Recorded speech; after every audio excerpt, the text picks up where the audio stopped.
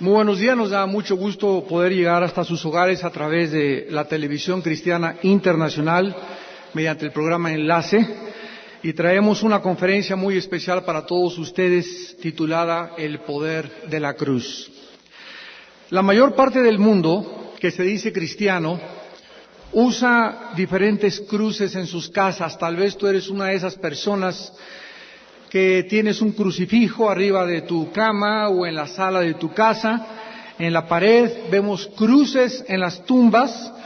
Otras gentes se cuelgan cruces y de veras tamaño familiar aquí en el pecho. En la carretera, cuando alguien muere, ponen una cruz y dicen: aquí murió un cristiano. E inclusive cantantes de Hollywood como Madonna usa cruces colgando en su ropa.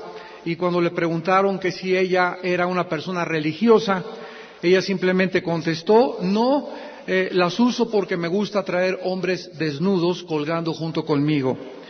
No cabe duda que el significado de la cruz se ha degenerado más y más, y se ha usado como un simple fetiche, como una superstición donde creemos que si tenemos un crucifijo o tenemos una cruz colgando o en el espejo de nuestro carro, algo nos va a proteger del mal o algo nos va a proteger del enemigo o del diablo.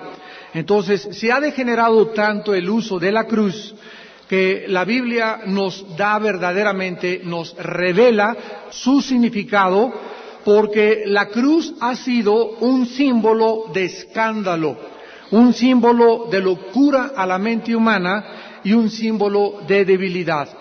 Hace algunos años, en 1994 aproximadamente, el Dalai Lama, uno de los líderes espirituales del Tíbet, le dijo al Papa Juan Pablo II: creo que Cristo perdió por haber escogido hombres incultos y débiles para que le siguieran, y creo que su crucifixión fue una manifestación de su debilidad. Pero, damas y caballeros, ¿por qué 2000 años después de la muerte de Jesucristo el mundo continúa aún sin entender el significado de la cruz?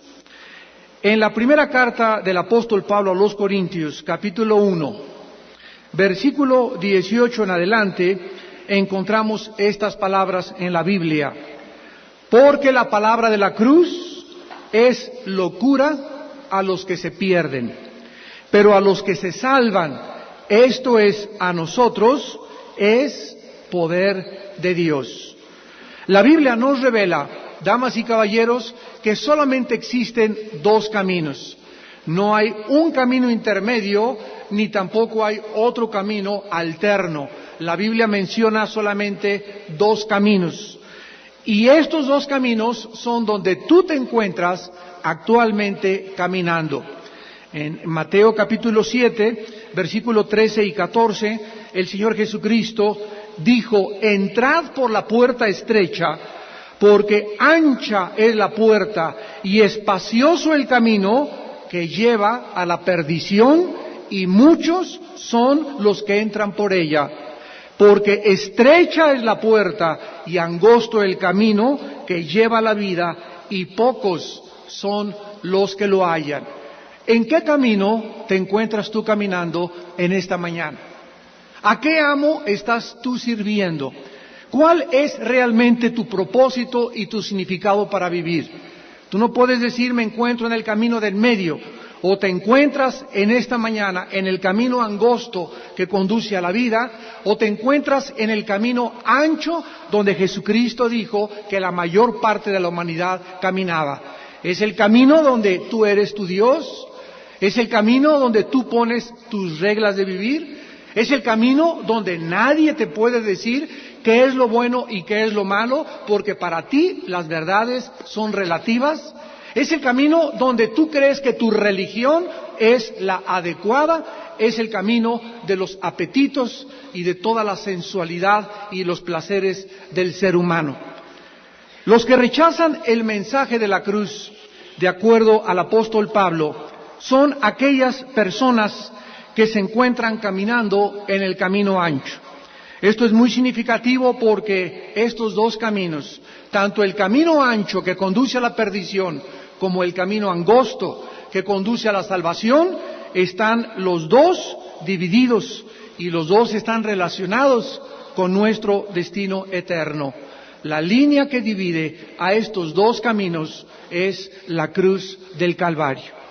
Estas personas que rechazan la cruz de Cristo no entienden por qué la muerte de Cristo pueda tener algún significado para ellos 2000 años después.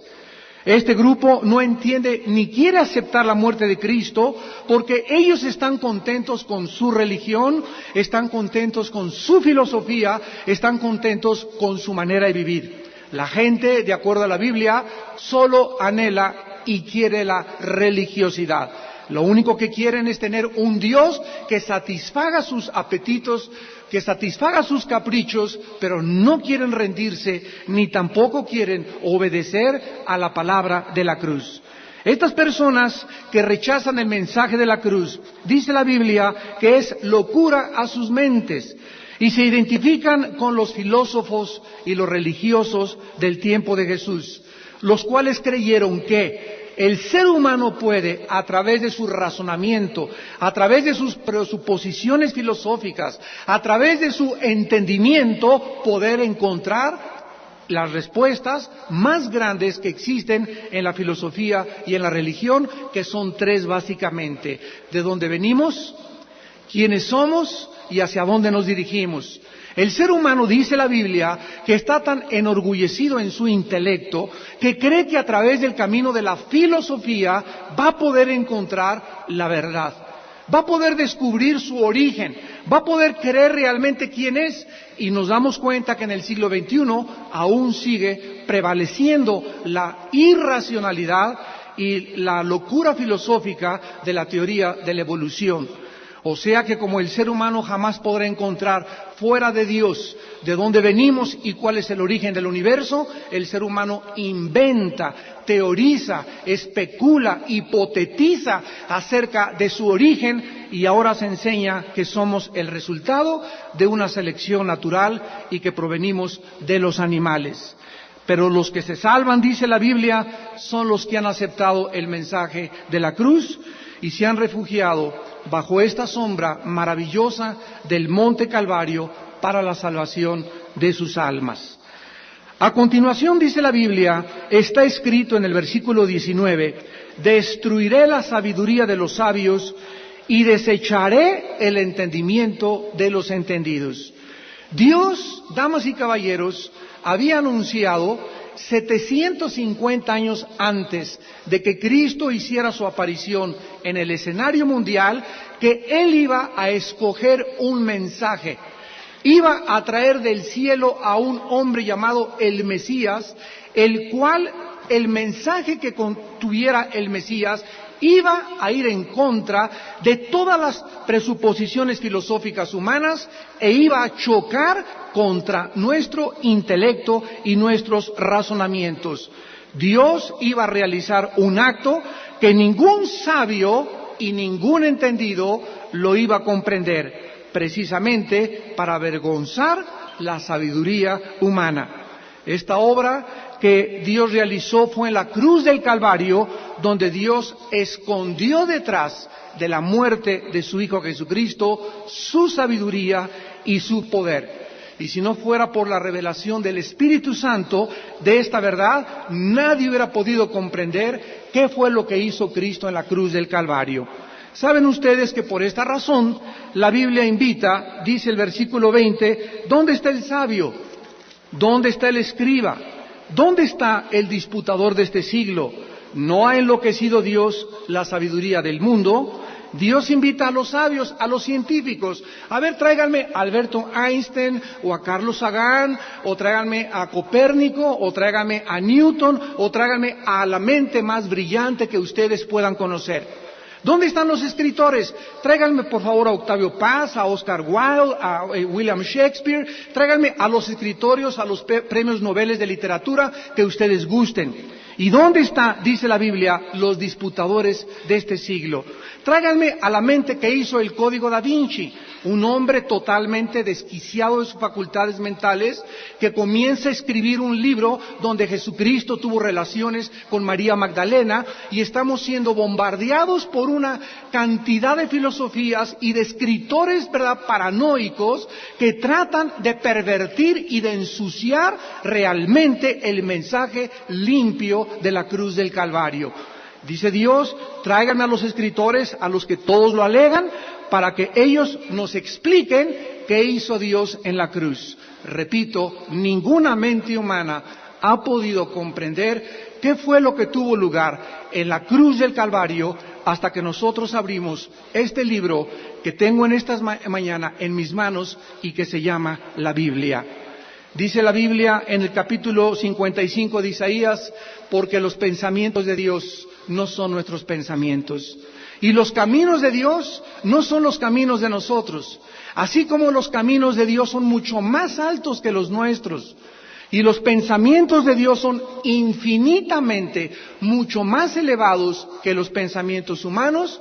Así también nosotros tenemos que conocer que para conocer a Dios y entender los pensamientos de Dios y los caminos de Dios y por qué hay guerras, por qué hay sufrimiento, el problema humano no es la pobreza, las naciones continúan teniendo debate tras debate, reuniones en Guadalajara, reuniones en Europa, ¿por qué la pobreza? Tratando de resolver problemas que van más allá de la capacidad humana para poder resolverlos. ¿Por qué? Porque el ser humano se cree Dios. Y porque creemos que tenemos la capacidad de poder nosotros dar el origen o resolver el origen de la problemática humana. La Biblia nos muestra claramente que no es el intelecto ni el razonamiento humano lo que va a poder ayudar al ser humano, porque el intelecto y el razonamiento humano están entenebrecidos, tenemos como un velo en la mente que no nos permite ver más allá de nuestras propias narices. Ahora dice en el versículo 21 y 22 de 1 Corintios 1, pues ya que la sabiduría de Dios, el mundo no conoció a Dios mediante la sabiduría, agradó a Dios salvar a los creyentes por la locura de la predicación, porque los judíos piden señales y los griegos buscan sabiduría, pero nosotros predicamos a Cristo y a Cristo crucificado. ¿Quién podría haberse imaginado? Dice la Biblia que Dios iba a permitir a que su Hijo Jesucristo muriera en una forma tan cruel y tan sanguinaria. Ustedes acaban de ver una película, la mayor parte de los seres humanos, que se acaba de exhibir en la mayor parte de las salas de exhibición en el mundo entero, llamada La Pasión de Cristo. Durante muchos meses, todos los expertos en la mercadotecnia, en la publicidad, han tratado de determinar ¿qué es el factor que determinó que esta película atrajera a millones de personas? Porque los publicistas y las personas encargadas de la mercadotecnia creen que hay un fenómeno de publicidad o algo escondido para que el mundo haya abarrotado las salas de los cines. Sin embargo, detrás de esta película se esconde el mensaje que el ser humano no puede entender. La gente, al llenar los cines y al ir a ver una película como La Pasión de Cristo, lo único que está haciendo es lo siguiente: está manifestando un síntoma de vaciedad. ¿Por qué han llenado las salas de los cines? Porque estamos cansados y hartos de la corrupción. Estamos cansados y hartos de programas como Big Brother. Estamos hartos y cansados de tanta inmoralidad, de tanta depravación, de tantas cosas que vemos por todos lados. Nuestros hijos viendo ya personas desnudas en programas de las 6 de la tarde en la televisión, yéndose a las maquinitas para poder llenar sus mentes y sus corazones de violencia, de homicidio, de ideas de venganza. La gente está cansada de esto porque la Biblia dice que Dios puso en nosotros la eternidad. Traemos algo dentro de nosotros que nos hace sentirnos vacíos. No importa lo que tú alcances en la vida, tú puedes llegar a ser presidente de la República, inclusive gobernador, diputado, senador, llegar a tener la mejor casa, el castillo de Chapultepec puede ser tu casa de campo, puedes tener 50 mujeres, 500 mujeres como las que tuvo Salomón, pero dice la Biblia, ¿de qué le sirve al hombre ganar el mundo si pierde su alma? Tu vida seguirá siendo vacía. Seguirá careciendo de propósito y de significado, porque Dios nos creó para Él. Como decía San Agustín, Señor, hasta que yo no pueda encontrar mi razón y mi propósito en Ti, mi alma carecerá de significado. Dios nos creó para lo eterno. Nosotros, de acuerdo a la Biblia, somos peregrinos que vamos por este mundo, donde no hay nada en este mundo que pueda satisfacer y llenar el vacío tan profundo con el cual nacimos. Hemos nacido para poder encontrar la verdad y encontrar en Jesucristo la respuesta a todos los problemas humanos. Los judíos, dice la Biblia, creían que si Dios iba a visitar al mundo, los iba a visitar con un poder militar. Los judíos, cuando llegó Jesucristo y se montó en un burro y entró en Jerusalén y comenzaron a gritarle, Hosana, Hosana, el que viene en el nombre de David. Y él se baja del burro, no de un caballo blanco, como entraban los centuriones victoriosos de las guerras, sino en un borrico, y se baja y comienza a llorar.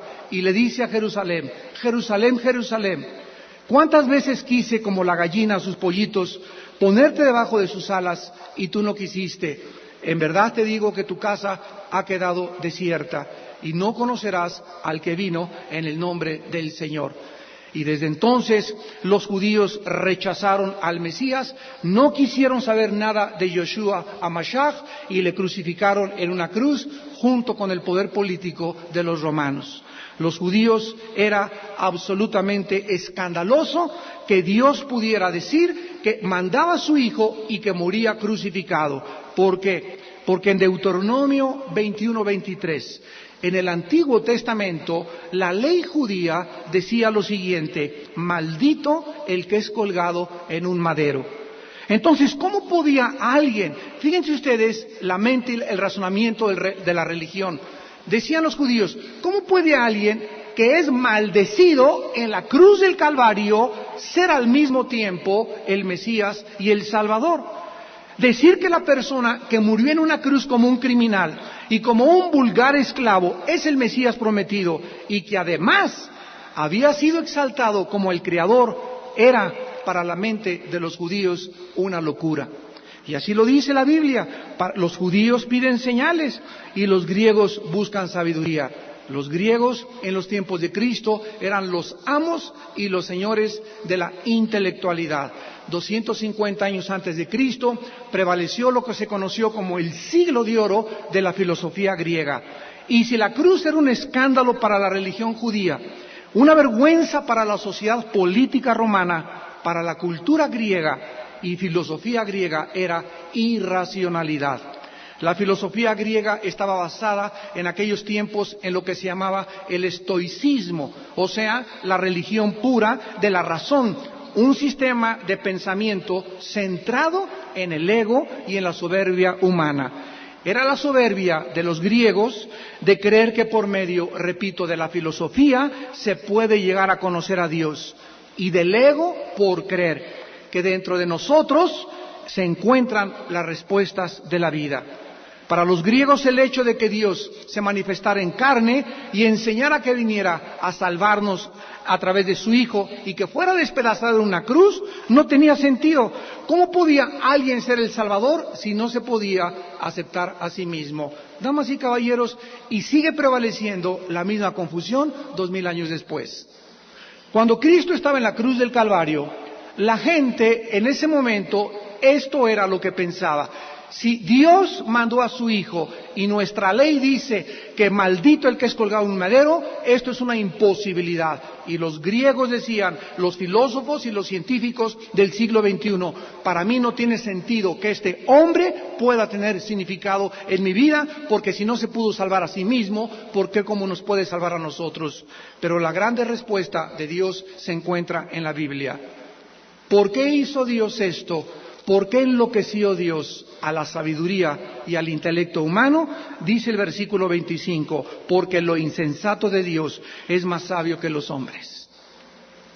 Y lo débil de Dios es más fuerte que los hombres, sino que lo necio del mundo escogió Dios para avergonzar a los sabios. Y lo débil del mundo escogió Dios para avergonzar a lo fuerte. Y lo vil del mundo y lo menospreciado escogió Dios para deshacer lo que no es. La verdad fue que en la realidad la cruz fue enteramente diferente a como la percibieron, porque en la cruz es donde se encontraba escondido el poder y la sabiduría de Dios. Entonces, lo que para los seres humanos es locura, para Dios es sabiduría. Para lo que los seres humanos es debilidad, se encuentra el poder y la fuerza de Dios. Para lo que los seres humanos es injusto, como decimos, si fuera Dios, ¿por qué permite el sufrimiento? ¿Por qué permite las inundaciones? ¿Por qué permite las guerras? ¿Por qué permite que 500 millones de toneladas de acero y de cemento caigan en las Torres Gemelas sobre esas personas y las aplaste? Todas las cosas, damas y caballeros, que nuestra mente finita percibe y que no puede entender, detrás de todos los acontecimientos incomprensibles para nuestra mente se encuentra la sabiduría de Dios. Así como para los niños es incomprensible que el papá, si me ama, ¿por qué me pega mi papá? Si me amara no me pegara, y el niño no lo entiende. Así nosotros, de la misma manera, respondemos intelectualmente ante las cosas que no entendemos. Para nosotros, si nosotros fuéramos Dios, no hubiéramos permitido ni que el diablo existiera. Si fuera yo Dios, no permitiría, porque para mí el amor de Dios es todos con palomitas de maíz, todos con dinero, todo sabroso, todo rico, sin sufrimiento y sin males. Pero esto no es lo que Dios piensa, porque tú no eres Dios. Y la razón por la cual tú no entiendes estas cosas nos las explica otro de los libros más antiguos de la Biblia, llamado el libro de Job. En el libro de Job, que tiene la misma antigüedad que el libro del Génesis, en el capítulo 9, versículo 10, hace 5.500 años, este hombre, que es el ejemplo y el prototipo de la paciencia, todos han oído la paciencia de Job, escribió en Job capítulo 9, versículo 10, Él hace cosas grandes e incomprensibles y maravillosas sin número. ¿Cuántas cosas que ves a tu alrededor no pueden ser comprendidas por la mente humana? ¿Tú estás de acuerdo en esto? Porque somos finitos.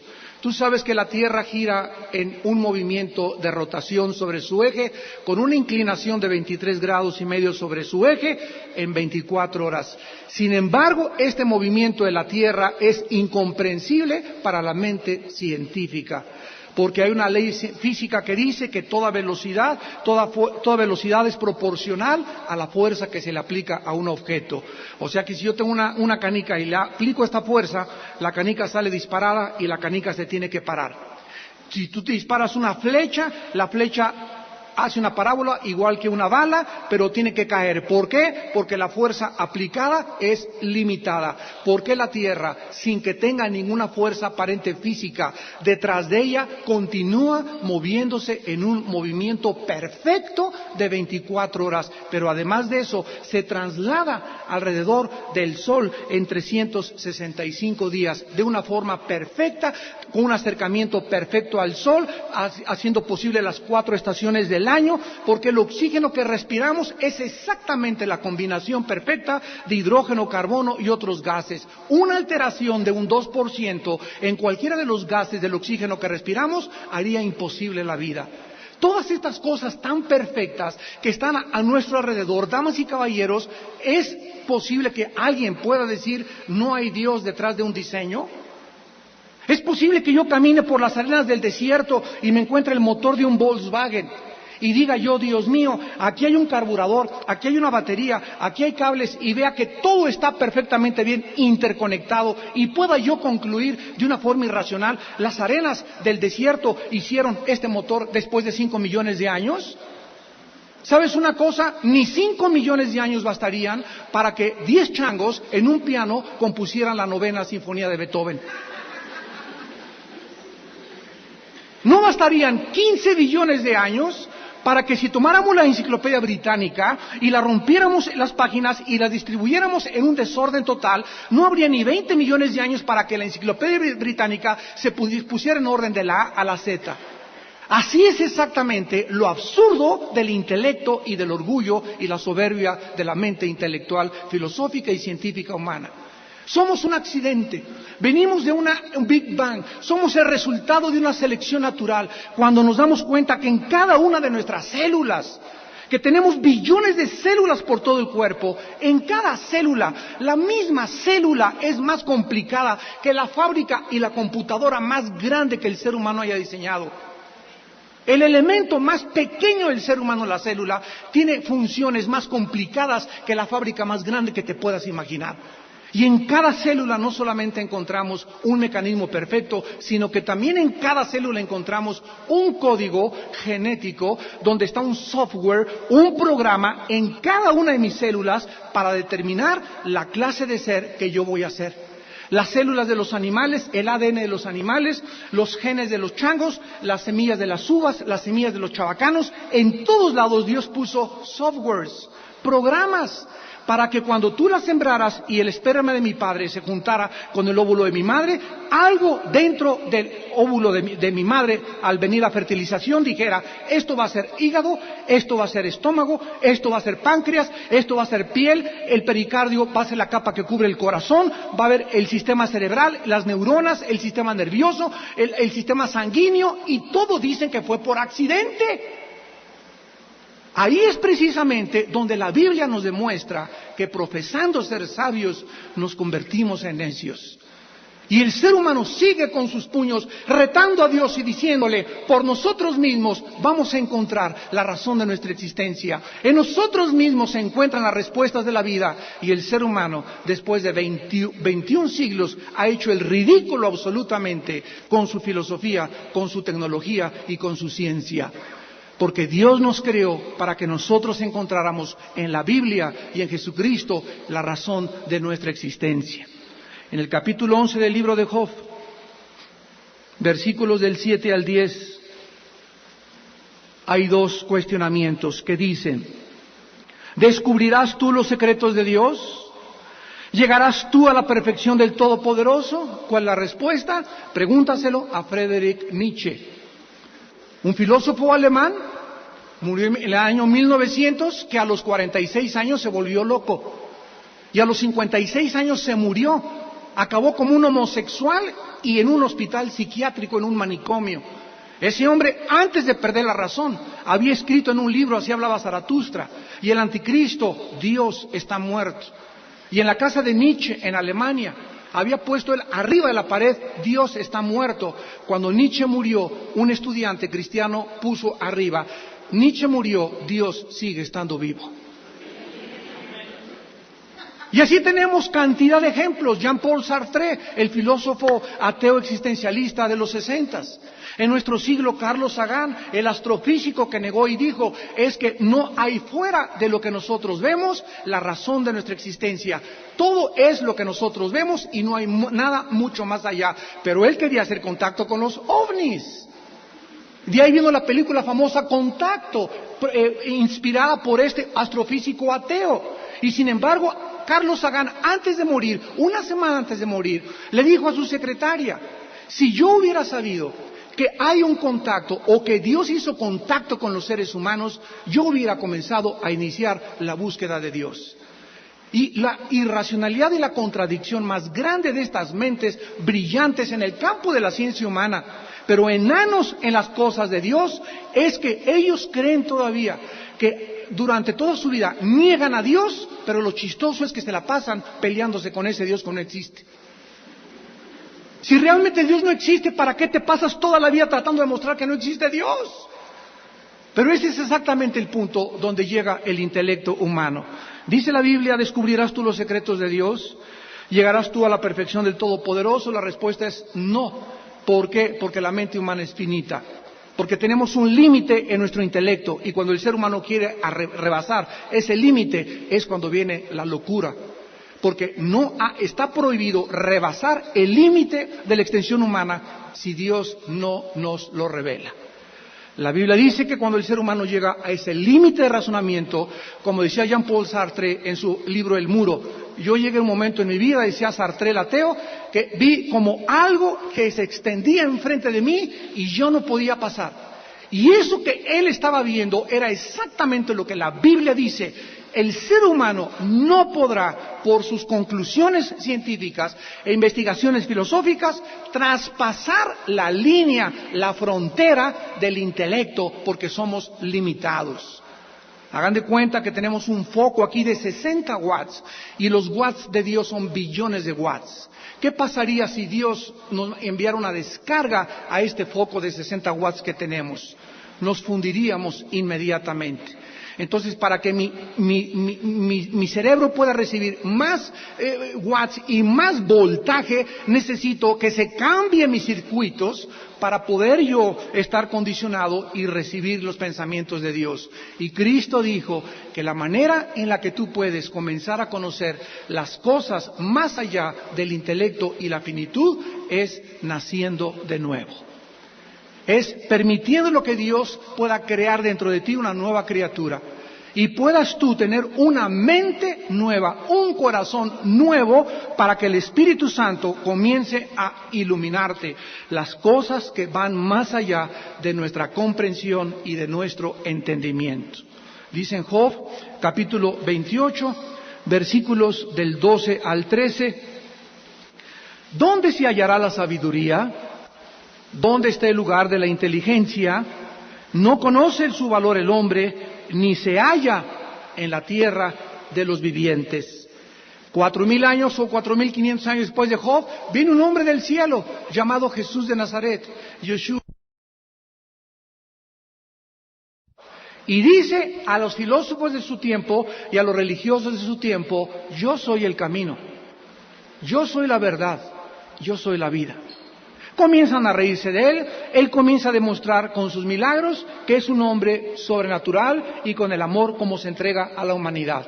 Más adelante hay un hombre que se muere íntimo de él llamado Lázaro, Juan capítulo 11, y vienen las hermanas Marta y María y le dicen, Señor, Lázaro murió.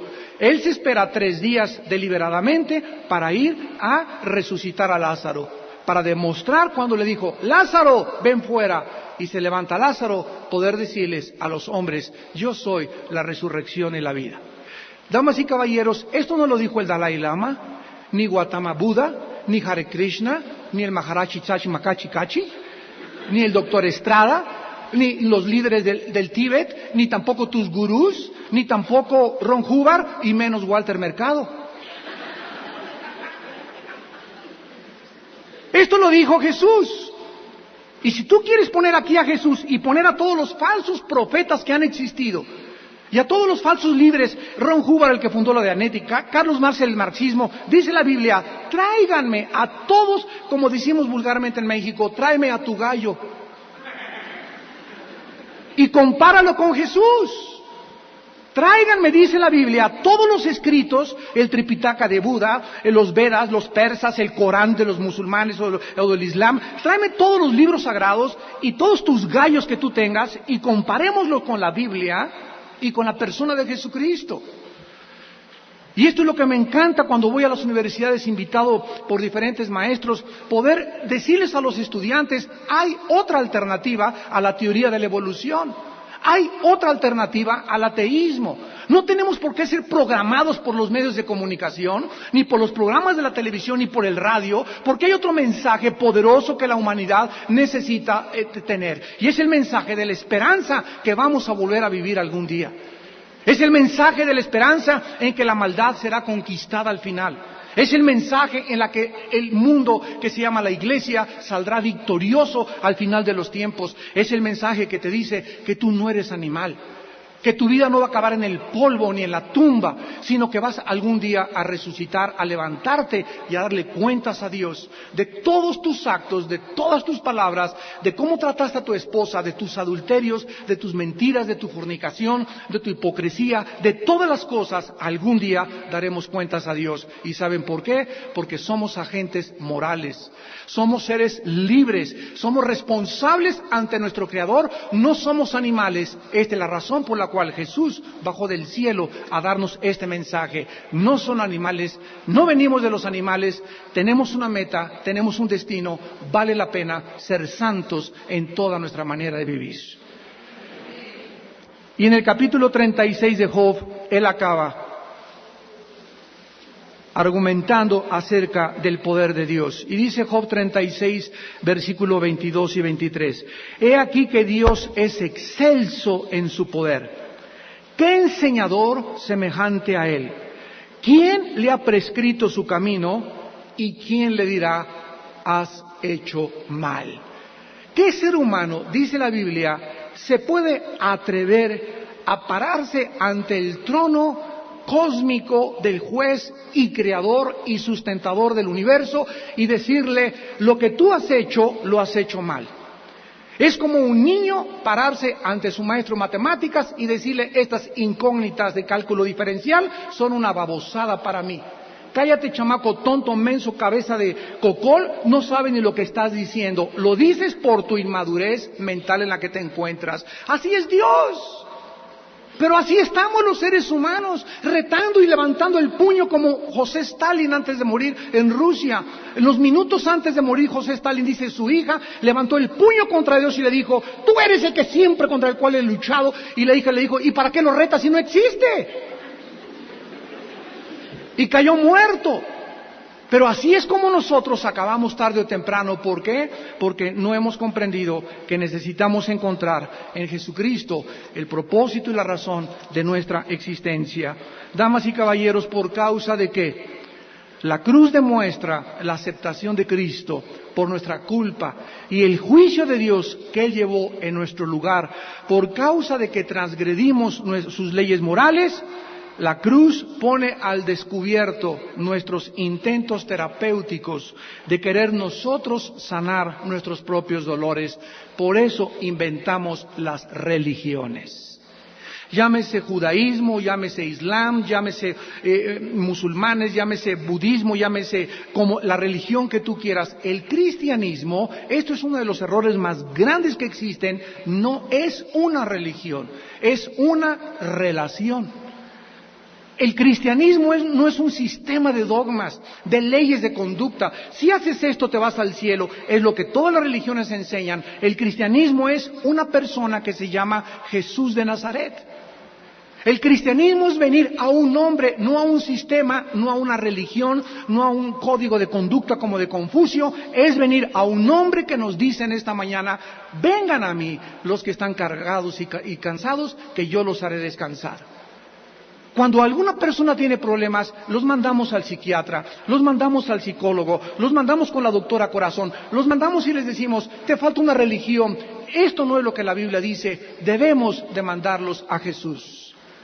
Es Jesús el que en esta mañana quiere entrar a tu vida. Tú puedes en esta mañana decirme, yo soy católico, yo soy protestante, yo soy testigo de Jehová, yo soy mormón y pertenecer a un sistema religioso de ciertas dogmas. Sin embargo, si tú no tienes a Jesús, tu religión es vana delante de Dios. Dice en Primera de Juan capítulo 5, el que tiene al Hijo tiene la vida. El que no tiene al Hijo no tiene la vida. Así que Dios no te invita a unirte a una religión, Dios te invita a que aceptes en tu vida a su Hijo como su Salvador y tu Señor. Por causa de la cruz retrata al Hijo. La cruz nos retrata al Hijo como nunca habiendo tenido un hogar, ni un lugar para recostar su cabeza, y fue despojado de sus únicas ropas. En la cruz, Dios destruye nuestra confianza en el dinero y en el poder como las soluciones a nuestros problemas. En el siglo XXI, el Dios es el dinero la diosa es el sexo. Son los dos dioses, son los dos deidades que el ser humano ha levantado. El ser humano cree que si haces dinero, mijito, si tienes una carrera, mijito, si llegas a triunfar en la vida, mijito, si tienes una casa en las lomas, mijito, si te compras una casa en el Pedregal, eres un hombre de éxito. Cásate con un millonario, mijita, y has alcanzado. Cásate con el príncipe Felipe de España y ya la hiciste. Y vivimos en un sueño, en una burbuja de jabón, en una fantasía, en Alicia en el País de las Maravillas, porque esto demuestra la profunda inmadurez de la mente humana. Y el sexo, ¿verdad? Si tengo otra mujer más joven que mi esposa, si tengo otra muchacha más guapa, ¿por qué no la he de tener? ¿Por qué he de ser fiel a esta señora que le dicen la Leona de Santa Julia? ¿Por qué he de seguir a una sola mujer atado durante toda mi vida cuando hay 1,000,000 mejores que ella? Esta es la forma en la que el ser humano piensa, porque es lo que el mundo, los comerciales, los anuncios en el periférico, los anuncios en la carretera, los anuncios en la televisión, en las revistas, nos han hecho creer que si no hay sexo, y si no es el sexo, y no se usa el sexo, somos seres humanos anormales. Ahora, ser una virgen es anormal para una muchacha joven. Si tú le dices a tus amigas que nunca te has acostado con un muchacho, te dicen Sor Juana Inés de la Cruz, eres una monja, eres una religiosa, no eres una muchacha moderna, porque es ridículo ahora las virtudes morales que han sido ahogadas por la perversión del mundo materialista y de la sensualidad que nos rodea. Y nosotros no podemos dejar que en México pueda llevarse a cabo esto. No podemos permitir que en la Cámara de Senadores se legisle el matrimonio de los homosexuales ni de las lesbianas. No podemos permitir que pasen por reforma homosexuales exhibiéndose en paños moneros y atentando contra nuestra moral y afectando las mentes de nuestros hijos. Si tú quieres defender tus derechos afectando los derechos de terceras personas, has perdido tus derechos. Entonces nosotros tenemos que ya en México no levantar, ¿de qué partido eres? ¿Y qué partido va a ganar? El problema de México no son los partidos, no es la política, no es la economía, como de las naciones del mundo. El problema del ser humano es la moral. Estamos desintegrándonos como los grandes imperios, los babilonios, los medopersas, los griegos, los romanos. El factor común que determinó su caída y su desaparición de las arenas del desierto fue la inmoralidad. Y tenemos un mensaje que dice la Biblia: arrepiéntete de tus pecados. Se acerca el día del juicio. El mundo sigue burlándose como en los tiempos de Noé. Noé, estás loco, nunca ha llovido, no puede llover. Y comenzó el diluvio a caer. Y las puertas del arca se cerraron y la gente comenzó: ábrenos la puerta. Era demasiado tarde. Damas y caballeros, ¿será para ti demasiado tarde esta mañana? Para que tú reflexiones que no eres un animal, que eres responsable y que te tienes que arrepentir de tus pecados y que necesitas venir en este momento a la cruz de Jesucristo. Por causa de que Cristo demostró un amor más allá de nuestra razón y por su voluntad en morir en nuestro lugar, la cruz pone al descubierto nuestra necedad y nuestra soberbia intelectual. Y en esta mañana Dios quiere decirte que te ama. El mensaje de la Biblia es que Dios vino a perdonarnos. Tú no vas a ser juzgado si en esta mañana le entregas tu vida a Jesucristo. Él no te va a condenar si tú respondes al Evangelio de la predicación de su gracia en la cruz. Dios vino a buscar y a salvar lo que se había perdido. El Hijo del Hombre vino a morir en una cruz y a abrir sus brazos en el Monte Calvario para decirnos: los amo. Y como ustedes no pueden pagar por sus pecados, como ustedes no pueden por su razón y su intelecto comprender a mi Padre, quiero yo resucitar y regresar en espíritu y entrar a ustedes y comenzarles a revelar la mente de mi Padre, el amor de mi Padre, la misericordia, el perdón y la gracia y la fidelidad del Creador del universo. Y tú en esta mañana puedes dejarte amar, dejarte abrazar por este amor del Padre y sentir algo que en tu vida has sentido, que en la Biblia se llama la paz que sobrepasa el entendimiento.